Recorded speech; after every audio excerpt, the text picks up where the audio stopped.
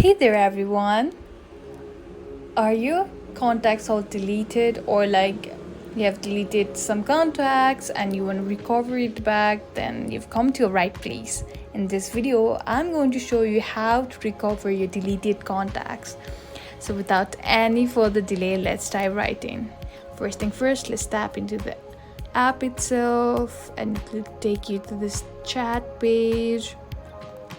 Now all you gotta do is go into the setting button that is at the bottom right corner. Let's tap in there, and you have to go to the privacy and security. Let's tap in there.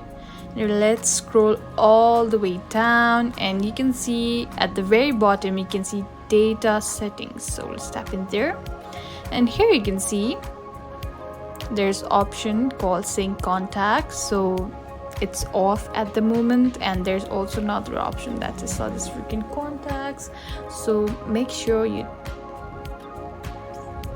enable this both. So now your contact will get recovered, deleted contact will get back again.